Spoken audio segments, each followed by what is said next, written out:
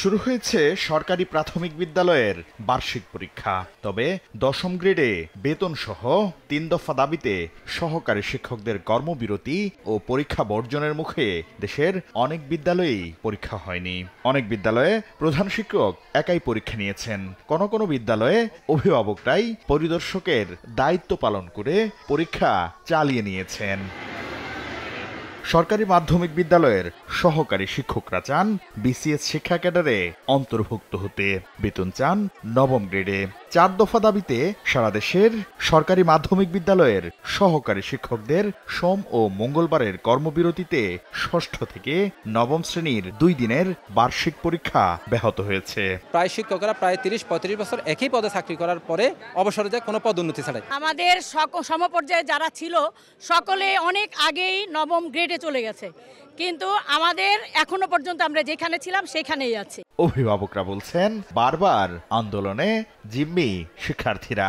প্রাইমারির কখনো শিক্ষকদের আন্দোলন, কখনো মাধ্যমিক শিক্ষকদের আন্দোলন, কখনো কলেজ টিচারদের আন্দোলন, একের পর এক আন্দোলনের ভিতর দিয়ে আমাদের বাচ্চাদের সময় অতিবাহিত হচ্ছে। তারা যদি কোনো প্রয়োজন হয় তারা সরকারের সাথে বসে ডিসকাস করে তারা আলাপ আলোচনার মধ্যে তার দাবি দেওয়া বাস্তবায়ন করবে, কিন্তু শ্রেণীকক্ষ বন্ধ রেখে তালা ঝুলিয়ে ছাত্রদেরকে জিম্মি করে এভাবে আন্দোলন করে সমীচীন না। শিক্ষা গবেষকরা বলছেন কোভিড, জুলাই গণঅভ্যুত্থান সহ বেশ কয়েক বছর ধরেই নানা কারণে দীর্ঘ সময় শিক্ষা প্রতিষ্ঠান বন্ধ, ফলে শিক্ষার্থীরা ভয়াবহ শিখন ঘাটতিতে।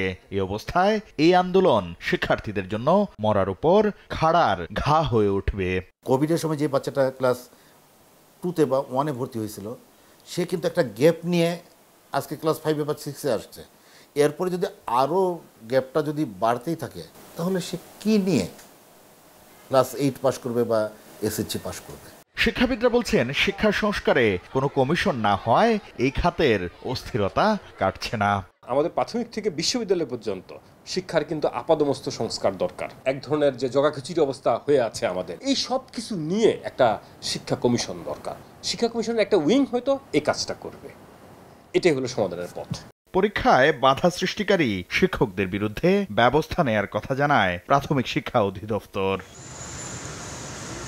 ইতোমধ্যেই পরীক্ষা বর্জনকারী শিক্ষকদের কারণ দর্শানোর নোটিশ পাঠিয়েছে সংশ্লিষ্ট দফতর। শাকির আহমেদ, সময় সংবাদ, ঢাকা।